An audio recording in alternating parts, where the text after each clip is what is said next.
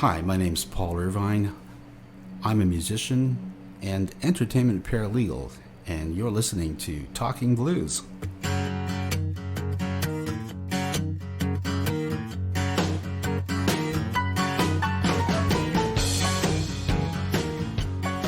So, Paul, you come from a large family of 8 kids.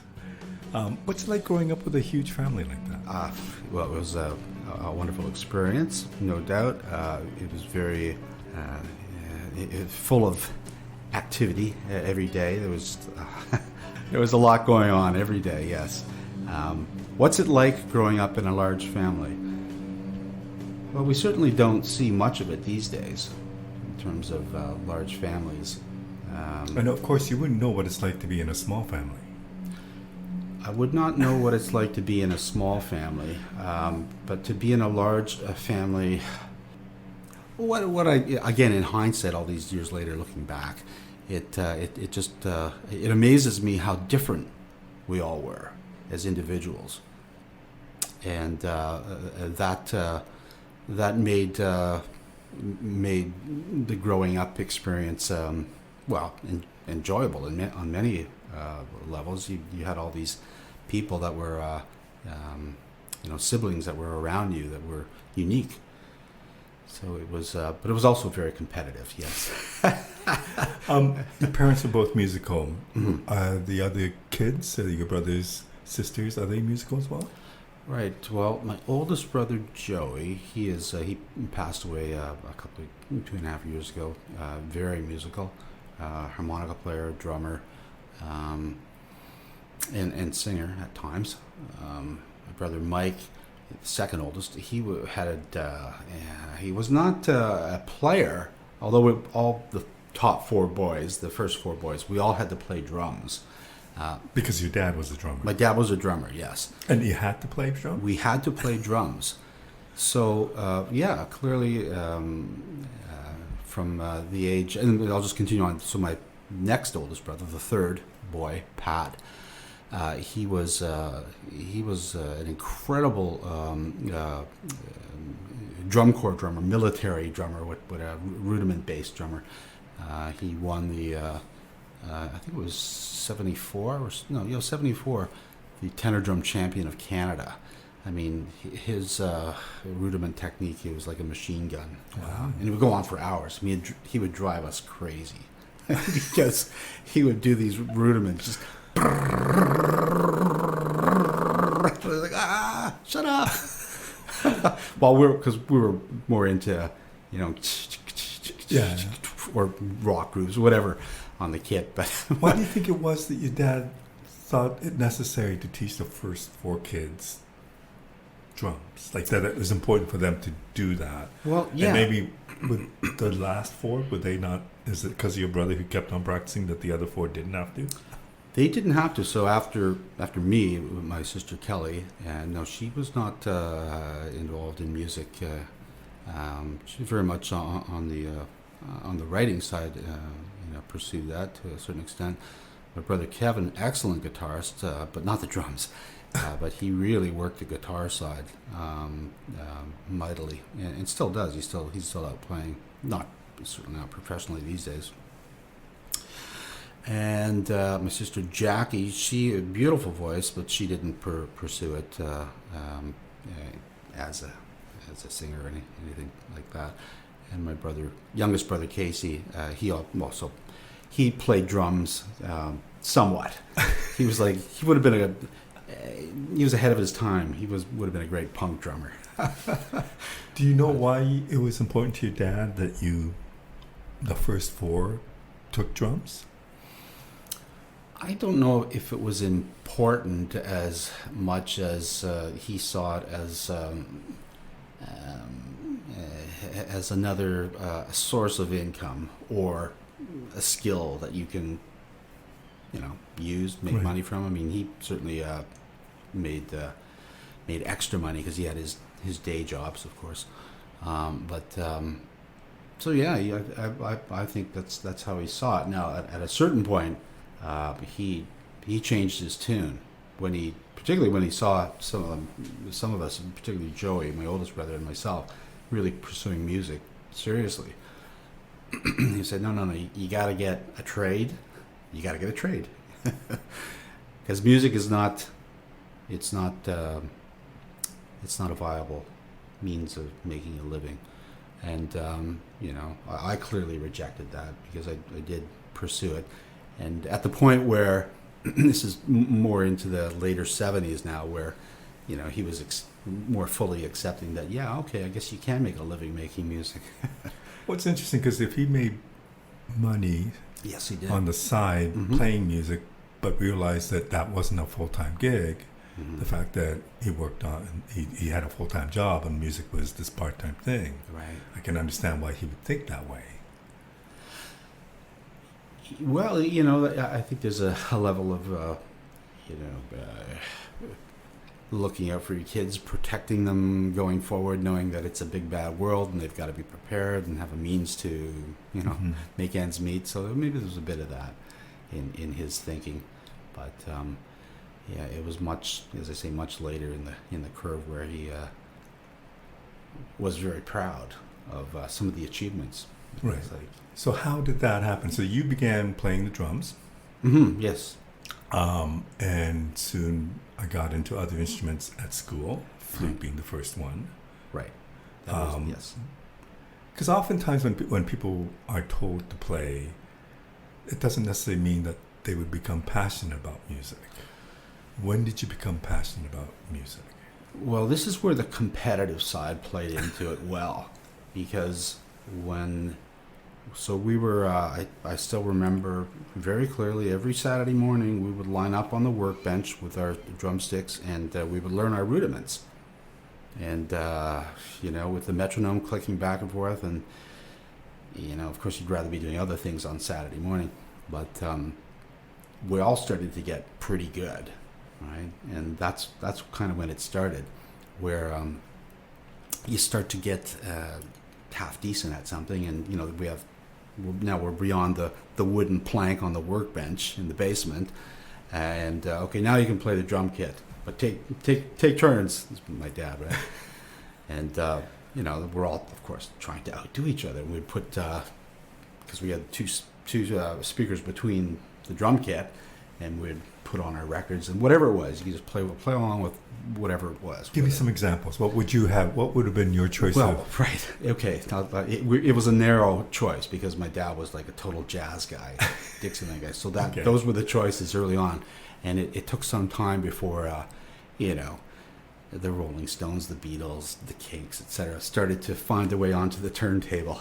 I'm curious as a drummer of that age, and I don't know if you wanted to pursue drumming any further, but as a drummer of that age, what was the drummer that you related to, or who did you want to emulate? Right. Well, it would be, Buddy Rich, of course, was the king of Right. kings, along with Max Roach, Louis Bellson, Gene Krupa. Well, my dad, that was his hero, Gene Krupa. And of course, we all had to play Sing, Sing, Sing. That was like mandatory, along with Wipeout. But Wipeout wasn't allowed in the beginning.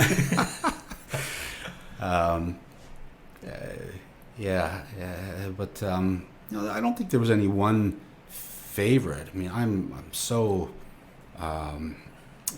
enamored of drummers that move me, like Ringo. People forget. Never mind all the jazz, the great jazz drummers. Mhm. And there are just so many that Right. that blow me away every time I hear a track. Whether it's Alvin Jones or the list goes on. Ringo or John Bonham or any of the who just okay, that sounds, I can do that. But then you go to find that thing they're in, that Pocket. that pocket. Yes, thank you. And it's magical. Mm-hmm. It's magical when and I've worked with lots of great drummers over the years, and technically, if you line them all up, technically, okay, you all have the same technical ability, but some have different ways of looking at time, and that can be that can connect with you on a level that it's hard to describe. You just know it. When, yeah, the pocket. It's like, yeah, Yeah. I like where you're taking me, rhythmically. And, But you didn't continue with the drums. Well, I guess you kind of did, but I mean, you yeah, sought after other musical instruments. right. So, so in grade 7, I guess how old would I be in grade 7? I was this fine piano player in our public school at the time. He and I were the pit band for the musical, which was Guys and Dolls. And then in grade 8, we were the pit band for the we did You're a Good Man, Charlie Brown. So, and what are you playing at this point? Drums. Oh, still drums. So we were okay. just a duo, drums and piano. And I mean, my memory of it is we were good. Like, we were really good. And you don't hear that combination that much. No, but here was this public school with these these kids, and some of the singers in the school were equally good. So it was again, my memory it was pretty darn good. So that was in 7 and 8. Now I get into grade 9, and So at this point, yes, tell me, at that point, how would you describe your passion for music? right. So very passionate because it gave me a sense of I was not a great sports guy. Although a lot of my friends were excellent sports, hockey, soccer, Right. baseball, but so that gave me a sense of hey, I got an identity thing. Yeah. That's this is my thing, and yeah, some of them wanted in on that. How did you go from the drums to flute? Yes, so so now moving into grade 9 at Woburn Collegiate Institute in Scarborough. So my brother, as I say, he was in grade 12 at the time. I just moved into 9, and he had this band, the Joe Irvine Blues Band, and it was an incredible band. I mean, they did. The focus was primarily on. It was like a remake, if you will, of Paul Butterfield's "The Resurrection of Pig Boy Crabshaw." I mean, that's kind of what they modeled it off of. Like a 10-piece band, 5 horns, just massive. It was great. Wow.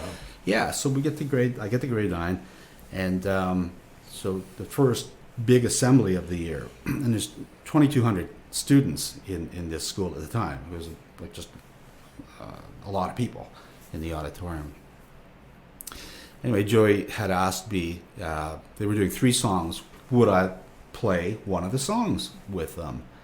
And I thought, well, yeah, sure, why not? As a drummer? As the drummer. Okay. So their regular drummer, and Nigel Dean, he sat out and I got up. And sorry, that's a big deal, isn't it? It was a huge deal. And I remember that moment. That was probably one of the real defining moments, because I remember being on the stage with the full school in this assembly, and this horn section, this line of brass, right? And all these guitar players and keyboards, and my brother Joe out front. So there's that comfort thing. Yeah, my older brother's up front, so good, we can do this. And then counting it in. Whoever, I can't remember who counted. He probably counted it in. But the song was Driftin' and Driftin'. And yeah, I remember it just, again, my memory, and his memory too, well, he's passed away, but was that it was great. It was great. And so I went from being, this is in grade 9, being just this, because you're kind of, in grade 9, it's all a new experience, and you're kind of terrified with it. I went from being that to this, this status as, oh, you're. So I'm curious as to, there's 2 brothers in between you and Joey. Yes, that's right. Who also play the drums. We all had to play the drums, yes. But they didn't. Joey didn't ask them. Oh no! Well, they were not. Pat was at the school, but he was not a. He was a rudiment, a military drummer. Okay. Oh yeah, he could not. He passed away also. Could not keep a groove if his life depended on it. But man, you ask him to do, the Downfall of Paris, 3 Camps, any of the classic military Right. book pieces, and he would. I mean, it was just amazing what he could do. On But the it side. must be, I think about my relationship to my brothers, and somebody who is 4 years older than you, who's the oldest brother. Mhm. I presume there was a bit of you would look up to him. The fact that he would ask you, a grade 9 kid to join him is a big deal. So he must have thought very highly of you. It was a challenge too, though, Marco. He was putting me on the spot. Right? Yeah. And I said, yeah, okay. Well, he knew I could do it. I knew I could do it. The band knew I could do it. I mean, I had done the rehearsals with them. Right. Like I didn't just walk on stage. Like, we did some rehearsals, and they were all, well, again, much older than me, but so supportive. Like, it was great. Really, really wonderful experience. So, but that moment, being on stage and looking out and just seeing this sea of faces that was probably one of those defining moments where, I like this. I like this feeling. Well, they say that of performers that it's like it's a rush to be on stage, especially when you're delivering. Yeah, when it goes well. When it's going well, it's really, when it's not going well, it's On the first one, it would be horrible. it's frightening. Okay, so how did you get from drums to other musical instruments? Yeah. Okay. So, again, my brother Joe was always, all these musicians always coming around the house with his different iterations of various groups he was either in or trying to organize. The 70s at this time, coming out of the 60s, I mean, everyone wanted to be in a band. Everyone thought they could play, and there was just so many musicians around who thought they could play. Some of them were pretty good, but it was a lot of one chord wonders, and that's okay too. It's all right. But this one musician, Nat Abraham, Nat played with Downchild for a time. I think it was in the mid '70s. But Nat was over. He and Joey were friends, and he had a flute. This would have been toward the end of grade 9. He had a flute with him. He was a woodwind sax player, and we were out on the driveway and just talking away. And Joey and Nat and myself, and Nat he had his flute and he was playing it, like riffing, and I was just like so intrigued with this instrument. And I said, "Wow, Nat, can you mind can I try that?" He showed me the basic, how to hold it, and I mean, it was instant. My connection with the flute, like I was just, this is my instrument. And you could actually play something. Oh yeah. Wow. Yeah, almost instantly. Yeah. How do you account for that? What is that? Well, this is what I wish they would allow to have happen in the school system, is for students to choose which instrument they wish to pursue, because, I mean, someone always gets stuck with the tuba or the French horn or, Right. those instruments. Not the that bass there's drum. anything wrong with those. Not that there's nothing wrong with those, but no, it was a natural affinity to this instrument, and that was it. So between grade 9 and grade 10, I was able to develop, get a flute, and because I was in a science, technology, and trade program in grade 9, auto shop, machine shop, drafting, electrical. And I really enjoyed that, actually. But grade 10, I realized, well, I want to be in the music program. So I had worked up enough flute playing, all by ear. I went into the teacher, and I went to the guidance office and said, hey, I want to get in the music program. I said, well, you needed to be in grade 9 to be up to speed on if that's the reason. So she said, well, go talk to the music teacher. So I talked to Mr. Fowler. He was the head, William Fowler, wonderful man. And he said, well, play something for me. So I played, and he's like, oh, okay. Do you know how to read? And I said, no, not notes. I can read rhythms, but from the drums, but not notes. But I'll learn quickly. And he said, okay, tell the guidance office you're in. And so that was grade 10 in the band program, and I was in this line of the flute players. So I would just listen to what they played and played along as I was learning to read. and I learned to read very quickly, and became proficient at reading. I really still to this day enjoy reading music. It's just a fantastic So skill. this was something.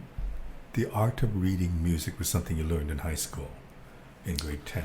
Well, I learned the basics of reading rhythm from the from the drums, but reading notes on the treble staff and the bass, treble clef and the bass clef was something that I would have developed in going into grade 10. Okay, so how long does it take for you to now just read things, just read it and play it without any hesitation?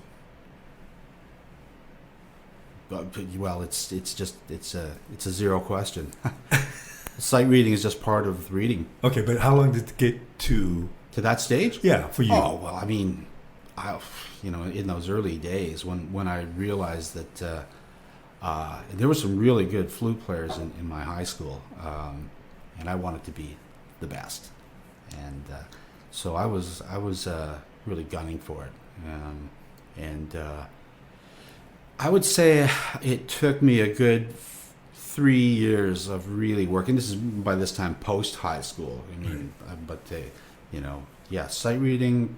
You're always, I'd be a little rusty at this point, but I mean, it becomes this experience where you see patterns on the page, and they just come out. Like you just know you've seen that pattern 100 times. Okay, so this always comes up in my conversations, especially with classical musicians. But which is very much where I went. Okay, so that's what you wanted to go. My mind was very much in the classical direction. I thought I'm going to master because I was surrounded by blues and jazz and everything, but I really loved classical flute players, Jean-Pierre Rampal and James Galway. I mean, they're just a lot of different players that I admired and wanted to get that purity of tone and technique, and bring that to the pop jazz sensibility, much like Hubert Laws did. But at the same side, I was also taken by the raw emotion of like a Roland Kirk, Russian Roland Kirk, what he would bring to the instrument. So it was, but I focused very much on the classical side. So you had a question about the classical playing. Well, I just wondered, so you head down the path of learning to sight read, and work very hard on learning your flute and to sight read. Mm-hmm.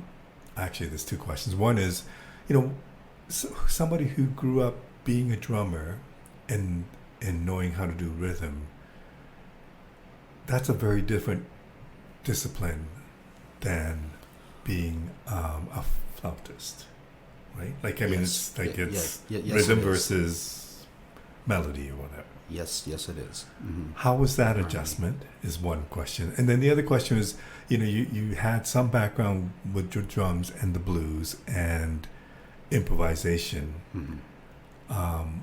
Where were you in terms of being able to improvise when you were doing the sight reading? Okay, well, just on that point, I mean, when you're sight reading, I mean, you are you're lifting the notes on the page into a live oral experience. So right. There's no improvisation per se. There's interpretation, but not improvising. Right. Knowing se. that, though, yes. Were you able to improvise at all, other than just to sight read with the flute? Oh yes. Okay. Yeah. No, I was comfortable with improvisation early on. However, as I progressed as a musician, and when you look deeper into just the enormity of the talent out there, and how, particularly on a harmonic level, where someone like John Coltrane, where the chord is changing every beat, right, and he's just flying through these patterns of notes. I remember. And I think every horn player comes to that point where you experience someone like Coltrane or Parker, and you realize they're improvising. yes, they've thought about this progression at some point, and yes, they have maybe some rote patterns, but they're also making this up as they go. Right. And I realize that okay, my brain doesn't quite work like that. Maybe I'm too classically trained, because in the classical realm, and I know that's a general term, but it's yes, is an amazing repertoire of learning and techniques in that realm, and that can in some ways inhibit you, because you're locked into playing it a certain way. Yeah, as but I opposed always to- think it's two very different disciplines, right? yes, And yes. and it always amazes me when I see these amazing classical musicians who can just look at a piece of paper and execute with Mhm. feeling and I mean, depth and whatever. yes, it is amazing. But ask them to improvise, and No. it's just a different story. Yeah, and again, I would never look down on someone who Mhm. can't improvise, but it is something that is. I guess in some ways I feel sorry for them. Well, because Yeah. just to make it up, key of E minor, 1, 2, and just set up a groove and let's have some fun, right? Right. Well, what do you mean? Is it written out? Where's my starting note? No, just go. Yeah. It's a wonderful a talent, yeah. To have that freedom to make music freely. I mean, but that said, also having worked with a number of teachers over the years often in the classical realm, where it's very strict. I mean, the expectation is here's the standard, and this is what I'm measuring, I'm gauging you against. So let's go. So they don't want any variance. It's Right. like, purity of tone, rhythm, execution, articulations. It's, it's just in the back of your mind, you're like, to hell with all that. I just want to rock. So your goal was always to pursue that classical knowledge, but to maybe apply it to other things. Well, like, I was pursuing, and I met so many wonderful musicians in the classical realm. At the same time, I was, now by then gigging with a lot of people on the in the pop and rock side, on the saxophone also, of course. But okay, so how did you become a saxophonist? yes, so I don't know what really triggered. So there was two music teachers in high school. There was Mr. Fowler, who was well, they were both real inspirations, but Mr. Fowler was very much. His hero was Bach. I can say that knowingly, because he, we would talk about Bach a lot. So I'm assuming. In some ways, but yes, so we both love Bach. I mean, Bach, Johann Sebastian Bach is still my hero to this day as a composer. So he was the one who said, yes, come in, grade 10, fine. He looks like you're far enough along, fine. Let's go, get up to speed. And I was in that class. I was playing flute in the concert band. I quickly got into those additional bands because they had so many awesome. There was a stage band, and the senior orchestra, the concert band. There's a lot of different and pit bands. There's all sorts of opportunities you could pursue. It was very much like an arts high school. And then there was Mr. Cole, John Cole, and he was the opposite of Mr. Fowler. He was like a rough and ready kind of jazz trombonist kind of guy, and everything was, the book goes out the window and let's go. But he was also he also had that marching band thing. And I think it was through Mr. Cole that ended up in the 48th Highlanders concert band, marching around Toronto in a kilt, which is another story. At one point after high school, it was a paid gig. There you go. But so I'd be in this section of flute players in Mr. Fowler's class, and Mr. Cole would sometimes come in, and for whatever reason they would take turns doing the class, and Mr. Cole. So by I guess towards the end of grade 10, he decided, I don't know what he was thinking. It's like, it was all girls playing flute, and I'm the one guy. So he said, no, you need to be playing saxophone, Paul. And I'm like, well, I'm a flute player. He said, yeah, but number one, if you pursue music, saxophone, you want to be able to double, and you'll probably make more money playing saxophone, which he was right on that point. So I, at that point, moved to tenor sax. I tried the alto, but I felt, and I do play the alto, but I felt more comfortable in the tenor. So that was always the instrument that I focused on. But I continued with the flute with the senior band. So Mr. Fowler said, well, you can do. So I was now doing 2 music classes the year ahead, because by then I had advanced into the next level. So I was dealing with a lot of senior musicians, and they were fabulous. To have that, my mantra has always been, at that stage in particular, to play with musicians who are better than you, because it forces you to up your game, to try and play to the top of your ability, and then go beyond. Because when you're learning an instrument, you go through these stages where you're getting good, and then you're on this plateau. And then sometimes that plateau can last for, quite a while. Mm-hmm. And in spite of, your best efforts to practice, putting more time in, you seem to sit there. And then suddenly, provided you keep on, and I had a number of great teachers, and that really helped me on flute and sax. You would break through and you go on to this next, okay, that's in the past. Right. And that was really helpful. But that was when I transitioned. Would have been towards the end of grade 10 into 11, where I was now playing sax and flute. Okay, so yeah. I know both instruments. I don't know how to play them, but how different is the thinking and the playing of the 2 instruments? Is it pretty well? Do they serve the same purpose and play the same notes, or is it completely different? Right. Well, it's a great question. And here's, I guess, the simple answer would be that there is a similarity based on the commonality of the fingering that's applied to most wind instruments.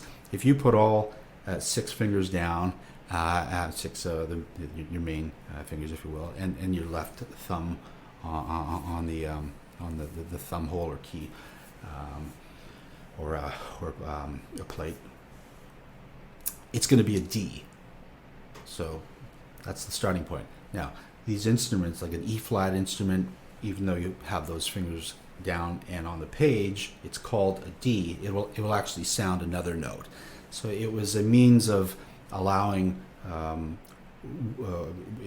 primarily wind instruments of different pitch ranges to all to have a common fingering notation. So that's the similarity, and that's about where it stops. Right, because I can imagine just where the mouth contacts the exactly instrument is completely different, yes. And the way it's played is completely different. And beyond those 6 fingers and thumb, like everything else is different. Like all the side keys, the roller right. finger, the baby finger keys, they're all different. You go to the oboe and the same thing. You put the 6 fingers down, you get a D, but everything else is just all every which way. So how does your mind work with that? Like, how does the flutist become the saxophonist? Right, one step at a time. Well, with the saxophone, It's you start on a student mouthpiece would be something that is in a softer reed, so easy to produce a sound. So you're getting that basic tone to at least get you started to supporting a note with you develop the support of the embouchure muscles, the facial mask. That takes time, certainly. But once you get to a certain point, it's game on. Okay. But the trick would be to go. So when you're say you're blowing a hard sax solo, and the muscles are really, going for it, and now you got to pick up the flute, right? Which is a completely Right. different muscle set, and requires like very relaxed facial musculature mask.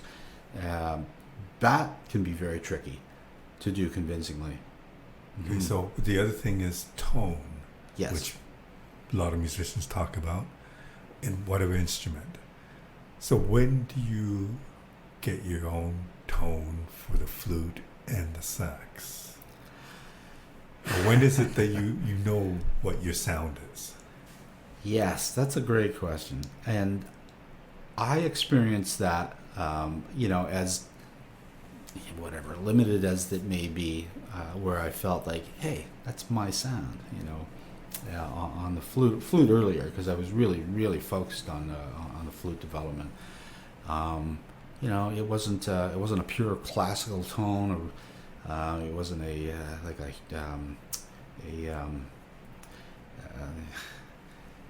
I'm trying to think of that one jazz flautist, Herbie Mann. It wasn't like a rocky, funky tone. He was I was a big fan of Herbie Mann also, but it was somewhere in between, and that it's not like, hey, this is it. Here I am. I've arrived. It's now. When do I use this? When I know me, when do I apply me in a certain settings? Because as a soloist, you're not always, you don't want to, particularly if you're working with a band or a vocalist, you don't want to like blow everyone away every time. You got to be kind of within the context of the song. Right. And then with the saxophone, this is, again, moving out into the world post high school. And went through numerous bands, numerous experiences, meeting other musicians, auditioning for bands, getting the gig, not getting the gig, and always developing, your sound, whatever that may be. And that was with the saxophone. I was never fully committed on which sound is really my sound, because I often felt like, I'm going to borrow this little bit of Clarence Clements here, and maybe a little bit of King Curtis over there, and a little bit of Gatto Barbieri on this one, so you could you could mix it up, and and always know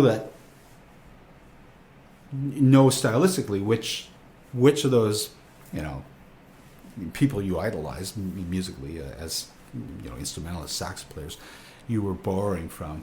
So with the saxophone, my I would say my style was always, my sound was always kind of elusive, but there when I needed it for whichever song. So at what point do you decide I want to pursue music as a career? So after high school, and at this time, post-secondary education was certainly not what it is now, where it's like everyone, you got to get something post-secondary, you got to college or trades or university, which is wonderful. Education, absolutely. But at that time in our house, it was okay, finish high school, get out, get a job, you got to contribute. That was the deal. So, fine, that's what you did. And I worked after high school, I worked in a factory for a number of months, which was great. Made some money. Always practicing, come home and taking lessons, and going out for auditions and jamming with a lot of my friends. I had an incredible network of friends, including my brother's network, with which I would we'd be jamming all the time, constantly. There was always something going on. So at this point, it's flute, sax. Are you still playing the drums? No, not much. Okay, so it's No. just those two? Or? But wouldn't hesitate to jump on a kid if the need Of arose. course. But it was there, because you play way more instruments now. Were there other instruments coming into the fold? Well, keyboards. Right. Yeah. And once again, a completely different thing. Yes, but the keyboards were there was no keyboard in our house when I was growing up, but that was the one instrument that I always I want to get a handle on this. And I did have an electric, very basic keyboard back in the mid '70s that I would try and get a handle on it, but I never really developed much on that side. But it gave me a deeper sense of harmony and structure, and that was really helpful. And at around that time, I guess it was more 76, 77, 78. I was living down around the Annex area, and there was a church nearby. I forget the name of it. It's right there on Bloor Street, and they had a sign up, piano available. So I would book time and just go in there and practice on the piano in that church in the basement, and that was fabulous opportunity. Not that I ever excelled on the piano, but it just gave me this, a sense of the keyboard, the expanse of the keyboard. I mean, the keyboard to me is still, and in some ways I like it that way because, with the flute, the saxophone, I've gone deep, I've explored it in a deep way. I get it. Right. Not that I'm doing that every day now, but I did. I took a few lessons here and there just to get a sense of, how to command this instrument. There was a jazz band leader, piano teacher, Ted Moses, who had the Mother Necessity Big Band, among other things, and his wife Catherine Moses. But I took some lessons with Ted, and he showed me some actually cool, basic things. Here's what you can explore to dig deeper into the keyboard beyond just what you'd find at the RCM, the Royal Conservatory of Music program, where the basic scale patterns, which are still valuable. But that was valuable. Those handful of lessons from Ted. I'm curious. Years later, you pursue writing music. Well, I was always writing music. Oh, you were? Okay, so how yes. were you writing music? Was it written melodically with the sax, or what would the chord structures? How was that written? Yeah. Well, it would be sometimes chords first, sometimes melody first. Often melody first.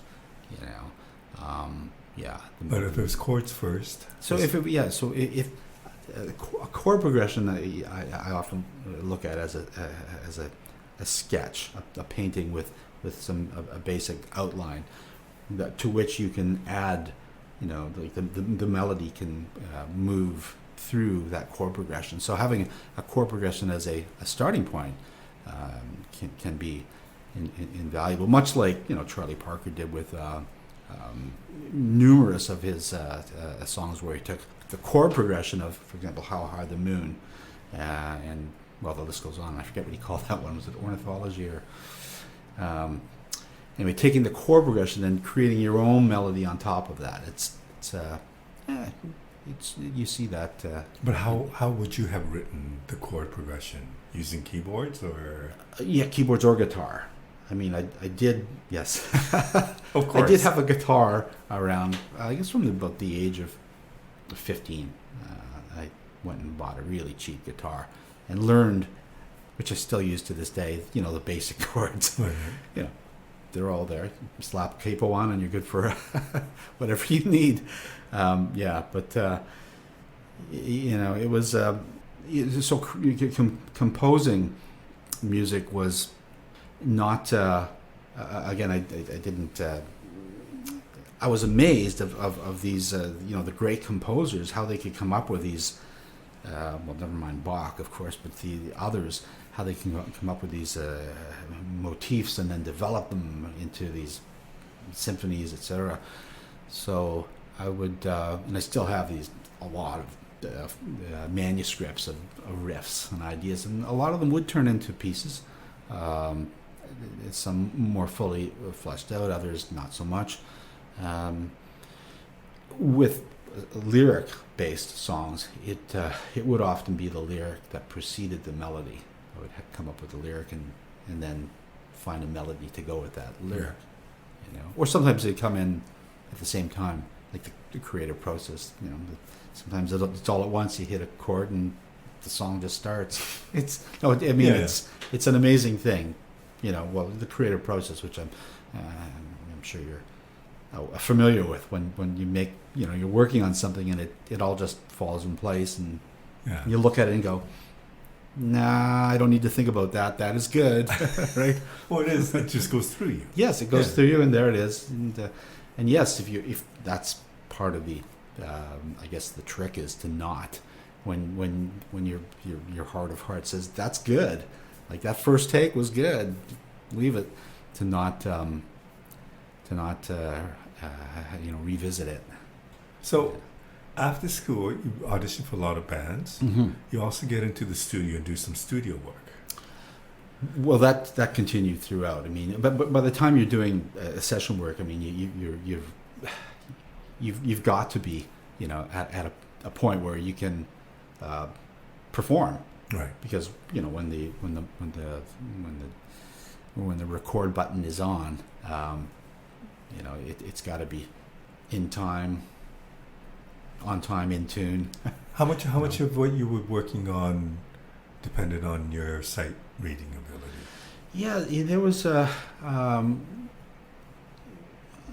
well, certain of the of those, that type of session certainly depended on that. Like if you were called to do a section or a small combo. I never did any. I didn't do any orchestra work. Yeah, I mean the sight reading was important because the expectation was that everyone could. Ready? Everyone take a look. Good. Here we go. We're not recording yet, but let's run it down a couple of times, and that's the expectation, that you're there because you can do this. You know the game plan, and you're gonna deliver. So. Yeah, I mean, sight reading is an expectation. You're not going to. Now, that said, if you for the Wrecking Crew, if you've followed any of that story, I mean, there's Glenn Campbell turning to Carol Kay saying, "What does it say? What's it say on the page?" In spite of the fact that he was an amazing musician, mm-hmm. his reading wasn't at a level as the other musicians. So she would show him. It goes like this, Glenn. I think he developed his reading as they became more of the Wrecking Crew that we know and love from that period. How did you get into the studio work? How did that all start? Yeah, well, there was again just a lot of musicians in the Scarborough and the Toronto area that were working on either demos or had the early stages of what would be a home studio. And some of them actually developed into full-on professional studios. Some of my friends pursued that. So those opportunities, were there were many actually. I mean, nothing. Yeah. Well, no, I shouldn't say that. There's a few that were notable. But a lot of it was just, being in that situation and doing your job. Right. I was out in Newfoundland back in this was '79, and through a friend, who had met out there, said, "My friend is recording the CBC score, and they need a flute player." And I told him about you, so he ended up in St. John's and got on this session, and that was the first question: "Can you read?" "Yes." "Good. Okay. So here's the time." But yeah, that was often the case. How's your reading? Yeah. Okay, so the other thing was that you played with numerous bands. One of them was the Ronnie Hawkins band. That was I would put that as the last. Okay. Yes, that's when I kind of hung up my guns. Because of that band? Oh God, no. No, it was that would have been in I guess 90 or 91, probably 90, where I was with Ronnie for a couple of years, 80, 89, 90, and married in 91 and the first child in 92, right? And it was in 93 that recession hit. There was a nasty recession that we all went through back then, and a lot of opportunities dried up.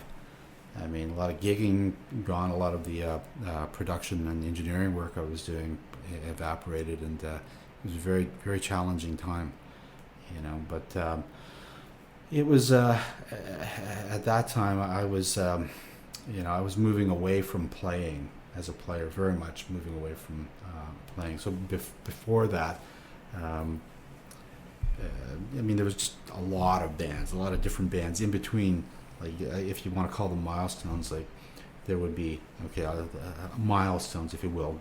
Gatto. So Gatto was a heavy rock trio, and I did their full-on debut. They had a previous release, but it was I guess it was their second album. It was called Who Cares, and I did 3 tracks on that. So that was 77, and then a ton of bands in between, a lot of blues bands in Toronto from probably 78 through to 81, 82. A lot of different blues and rock bands, and by 84 I was invited to Corey Hart's band. So I did the Corey Hart the North American tours for the Sunglasses at Night, which was very exciting. We opened for April Wine, Rick Springfield, and Hall & Oates, and that was just a fabulous experience to see a pop artist go into the stratosphere in a very short period of time. I mean, we went from driving around, across Canada in a van to, the chauffeurs and private planes. What did that teach you, that experience? Right. Well, this is where everything before that was helpful, because I had done the with various bands the Northern Ontario circuit, right? And I, if anyone wants to experience what it's like to be a working musician, go on, not just Northern Ontario, but just any touring event. Although these days it would be, not to get off topic, but it would be a challenge just to the costs of doing tours. But the experience of being in a band and being on the road, I was always already well versed in that experience. Because there's an expectation of cooperation that you're going to be in a van with or playing with all these people, and you're going to be meeting a lot of media folks and promoters and others along the way, and just keeping a level head. So by then I knew reasonably how to keep it in focus, right? Because that as a side guy, because I was always a side guy. I mean, and that's a side musician, and that's perfectly fine. Working musician, that's what it was all through those years as a player. That you're there for a time, and then you're on to the next gig, whatever that may be. So you learn to appreciate that reality, and and work it as best you can while you're in that role. I mean, you would know, as being a musician, that the kind of success that Corey Hart had on that tour and beyond is it might be something people think about or dream about, but not very likely, right? Like that's not reality for most musicians. It is not. So No, it is having not. had that Yeah. experience, what was that like? For me, Yeah. it was. I mean, to get the insider's view of this rise. Well, it was. It was very exciting to see it unfold. I mean, it went. Now I joined the tour. I was the fourth sax player they had gone through, and some fine players before me, but for whatever reason it didn't work out. So I joined on the tour, and my audition was actually at the Montreal Forum on stage. Yeah. So Keith Brown, one of his management team, called me the day before, and he said, "Yeah, Paul, this is Keith Brown, and I'm one of Corey Hart's managers, and a couple guys in his band say that you'd be perfect as the sax player. Would you mind coming out, and we'll see if it works out?" And I said, "Coming out? What do you mean?" "Well, coming out." And he said, "Well, I'll get you up. There's a plane. There'll be a plane ticket waiting for you.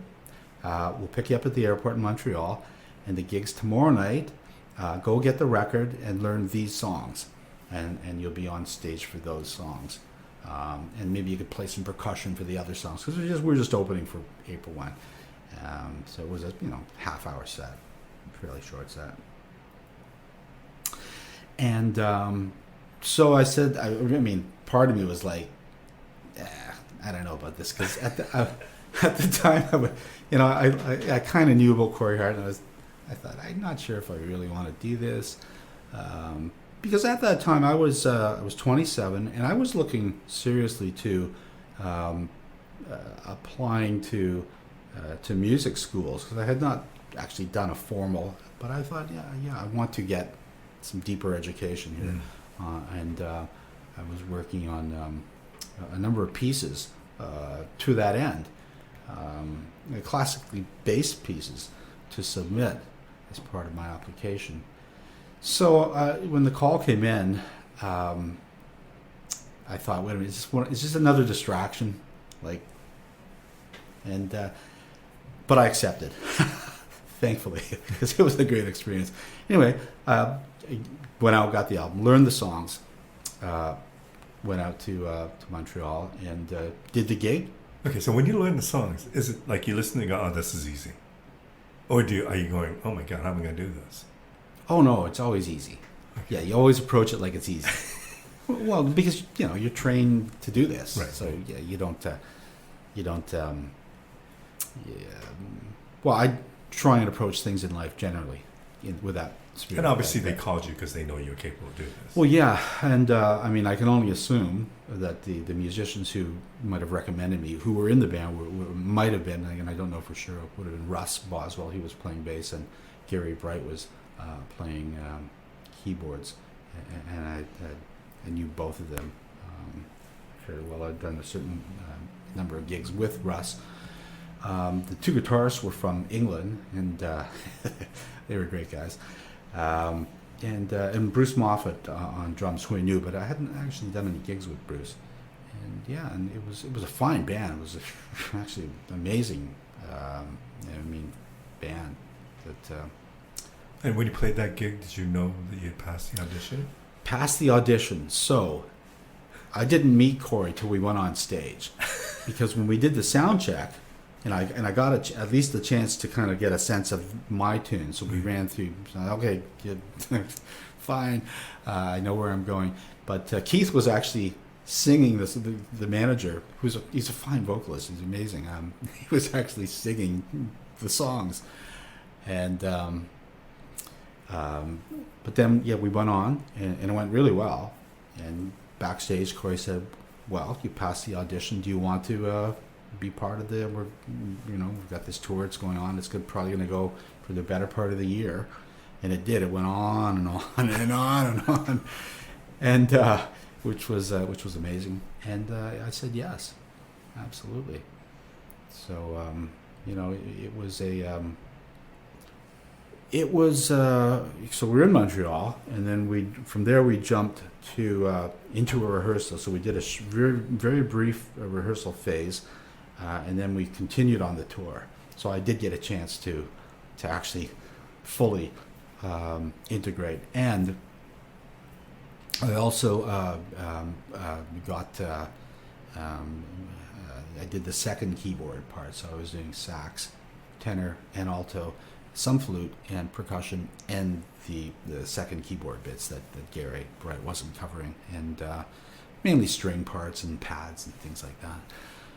But so they were getting the money's worth from you. Yes, they were.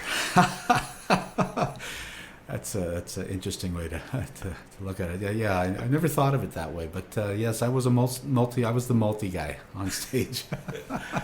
If we skip ahead, Mhm. I mean, it must have been amazing to go through that. Yes. But you said that '93 things got a little rough. Yeah. You got married, you had a kid. Yeah, which was all good. Right. Fantastic. Right. So you now have a challenge. And then is it 94 or 95 that you decide to pursue being a paralegal? Right. So, as Paul Sanderson, whose firm it is, I'm an entertainment paralegal with. So I was Paul's, first music client in 1983 when he was called to the bar. And Paul and I would regularly go out for our, lunches. We would do lunch regularly. Right.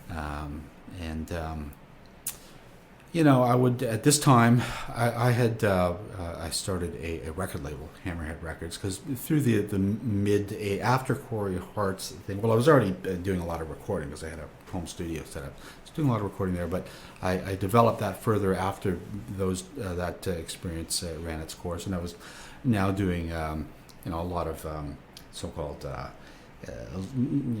the Holiday Inn circuit, if you will. Although it wasn't the Holiday Inn, there were some really nice venues. I played, like the Sutton Place Hotel. I did a 6-month stint there with a really wonderful band, and just a lot of different things like that. But in the daytime, I'd be doing my studio thing and working that. And so with the hopes of what?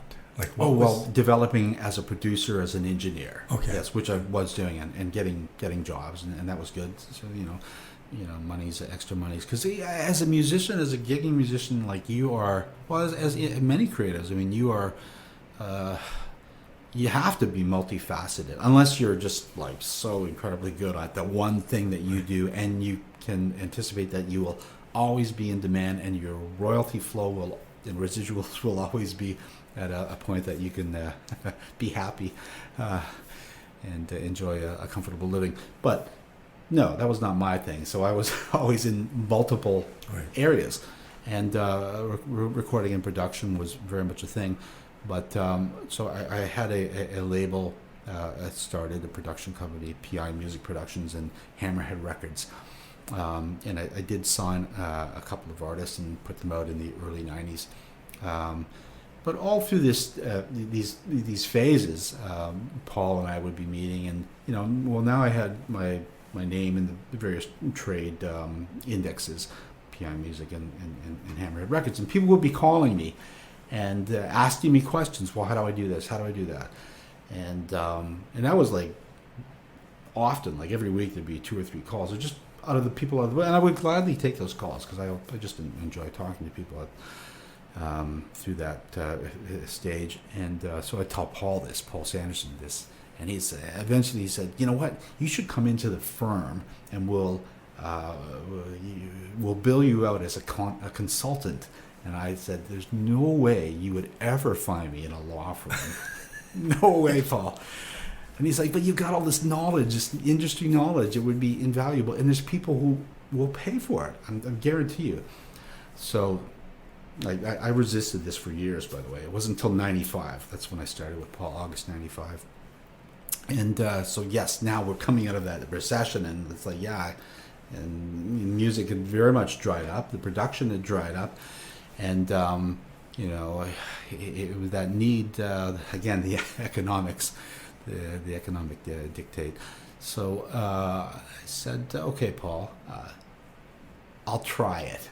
And so I called these. There was a few regulars who would be calling me every so often for input on their bands or what they're doing. And there's a couple of them. I said, I just want you to know that I'm now got this gig as a consultant with Paul Sanderson's firm, and here's my hourly rate. And they were all like, yeah, that's fine. So it was like, wow, instant client base. Why didn't you pay me before? So can you just define what that role was? At that point, what was being a paralegal? Yes. Tell me what that was. Well, it wasn't a paralegal. So that was maybe a period of time later. So I'm in there, and I would just do 1 or 2 days a week. I would come in and meet with various clients, and in many ways, just being someone to bounce ideas off, being a brainstormer, maybe offering suggestions, advice, what have you. Sorry, and this is mainly artists, or this? Musicians, record companies, all of the above. Okay. Yeah, just people looking for someone to talk to, to further their endeavors, and but as this developed, some of these people would be getting deals and other opportunities. So Paul, in his wisdom, would say, "Well, I'll just ghost you on it. So you do it, you work through it," because Paul knew that because I had already done a number of deals, revising and drafting my own agreements that Paul would review and say, "Yeah, you totally got that," and try this, try these. He would, so he knew that I could, control and put forward valuable revisions to a document, to an agreement, in the context of a negotiation.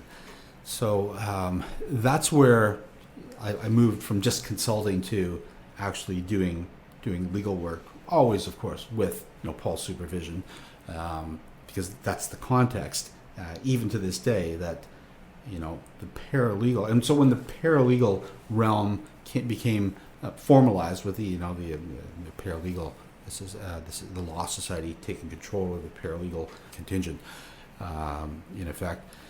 And I contacted them and I said, "Look, this is what I do, and how will me, because you can grandfather with us." And I said, "Yeah, but how's that going to benefit me? Because what you're saying I can do, it's not in the context of what the paralegals are allowed to do, i.e. contract drafting and negotiation. It's outside of that." So they said, "Well, yeah, you can. So, but you're still fine under the supervision of a lawyer." I said, "Well, then thank you." So it just continued in that way, that what I do is under the supervision of the supervising lawyer, which is Paul's firm, and that's the way it's been for it's going to be 28 years in August. Wow. So I have to ask, and I don't know if you have the answer to this, but the world and the music industry has changed a great deal since '95. Mm-hmm. And whether it be Napster, whether it be streaming, whether it be the pandemic, like everything. Yeah. And unfortunately, everything seems to have changed things for the worse than for the better. Well, Napster, I take a deep breath, because Napster really was that was a, well, maybe not, but it was a key moment. Was it a missed opportunity by the major labels who, might have been able to develop similar forms and wrestled it down in a different way? I don't know, but it was, the peer-to-peer capability was, the genie was out of the box. There it is. Mm-hmm. Well, you can do this with, of course, the advent of the internet, and it's all these things are in sync. But you'd have to go back to the CD, the digitization of recorded music, to really say, "Oh, that's where it really went off the rails." And how do you control it? I mean, new technologies you can't stand in the way of them. They have to evolve, and yes, the laws, those who will be impacted, and hopefully no one is too hard done by along the way. But sorry, Matt, but it is different. I'm getting off topic. Yeah, but it is quite different, and the pandemic has made things even more different. I know that it's not like people can't make money playing music, but I think it's gotten a lot harder for a lot of people. It, well, so when I was gigging in the 70s, and I mean, a lot of musicians of that period and 80s, I mean, they would pay you to play. Right. I mean, you would show up and that was just understood that you're going to get paid and you might even get a piece of the bar or whatever the arrangement was. Yes, there are still gigs out there, like, I mean, the wedding gig or the corporate gigs aside, which, yes, lots of good money to be made there.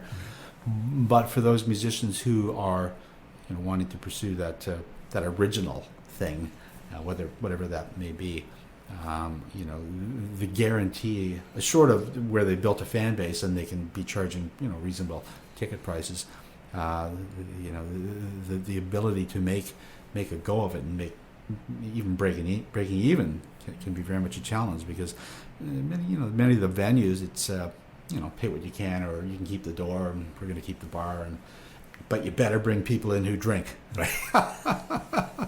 No coffee drinkers. So knowing this, and because you're right in the middle of this industry, you deal with all the people out there and you know what's going on, and yet you're still a musician. So over this time period, you've released a number of albums. You continue to write songs. Yes. And I've had a few people that I've talked to who say, well, gee, I don't even know what to do anymore, because I can write a new song, but is it worth putting into a CD? Is it worth going into the studio and recording it? Blah, blah, blah. You continue to write songs and release them. Tell me the thinking behind that. I mean, I guess at one point before this, you decided that I'm going to be a composer, write songs, and have other people sing them, and then yes, all of a sudden somebody suggested you sing it yourself. Yes. So I can imagine that's quite a change. But you continue to do so. So tell me about the thinking of that. Oh yeah. Okay. Well, it's my initial response would take me back to a very young person, maybe 5, 6, 7 years old, and I fancied myself that one day I would be a famous painter. And I was just so in love with fine art. All the greats, Rembrandt, Michelangelo, Leonardo da Vinci. I mean, and I had, my parents actually got me all the equipment, oil paints, watercolors, pastels, the works. And I would pursue this to a point. So, when that ran its course, and music now, years later, music takes over, and the ability to write a song and memorialize it in a sound recording or a manuscript, but more importantly a sound recording these days, mm-hmm. was always there. That okay, I've got this idea, well, I want to capture it, I want to formalize it and solidify it in some way, shape or form, albeit in an intangible form, a digital file, but still to capture it was a passion, and still is. I mean, I love the chase of trying to capture a performance, a recorded performance. I mean, when you watch, for example, the Beatles, and they're on take 245 or whatever crazy number, I get it. I know what that's like. Right. Sometimes you capture it first or second take, amazing, but in some instances, no, you don't, and you got to keep looking for that, and it goes away, and then it comes back, and then it's almost there, and then it goes away, and you just never know when that recorded performance, assuming that the machine is rolling.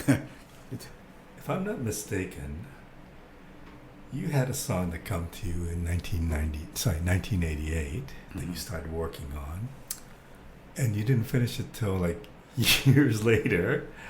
Yes. Correct? So this is like that's right. Yeah. I mean the pursuit of writing a song, and I know that people work on it over a time, but I think you worked on it for like 15 years or something. Probably more than that, because it always was okay. So the song, I was at a friend she and her family had this wonderful cottage in Georgian Bay. And she's like, oh, no, we never go up there, Paul. You should just, here, I'll give you the key. You just go up and spend some time there. Because I was saying, yeah, I want to get away and do some writing. So I went up there and came up with this idea. And I was reading about Norval Morrisseau, the painter, the awesome Anishinaabe painter, Ojibwe artist. And so I had this chorus idea for the song, and I was up there, I kid you not, for a week, and that's all I could come up, and I just kept singing it over and over and over and over. And I thought finally I was like, okay, I gotta get out of here. So but the chorus to the song, which is on the song that I recorded and released a couple years ago, that remained. So that was always there. But the whole verse section came out like years and years later, where I thought, okay, you hear about like Bob Dylan saying the hardest thing is to finish a song, and it's true. You can have a great idea, but to actually finish it, that's another effort. Well, it's I don't know what it means, but it speaks to who you are that you would go back to the song 15 years later. And did it not take like 7 years to actually finish it like after that? Yes, it did. That's right. Yes, so you're right. I forgot about that. So I had finished writing it eventually, and then actually performed it in 2013. We did a show at the Rivoli, and that was it was a good performance. It was with a full band, 4-piece horn section, and but I always felt, that's not the way it should be recorded. Like the recorded version should be something more organic sounding, and so it took another 7 years to record it. But you still do, and I know you're continually working on new songs. Yes. This is something that just comes to you, like if a musician says, I don't even know what to do with my new music anymore, I don't even have an answer for that. But you do. I mean, you still want to continue recording, and you still want to continue putting things out there. I will continue to record and put music out there until I can't. At this stage, it's number one. It's part of who I am. I have to do this. It's this gift I have. So, and I know how to do it. I've trained myself, and I've worked with so many great engineers over the years. I mean, I was always the guy in a session over the engineer's shoulder, like, how did you do that? And learned a lot of really good tricks along the way to capturing sound. And I mean, that really is an amazing art. And in many ways, it can only be achieved through experience. I mean, you have to experience what it is to move a microphone that quarter inch to, there it is. There's that sweet spot. And it just changes everything. It can change the entire vibe of what you record, because recording an instrument that is being performed live is one thing. It's another to be recording that instrument that's being performed live for the purposes of that sound recording, because that song that you might be trying to capture a recorded version of might require that the recorded sound be this or that, right. Or maybe thinned out in some way.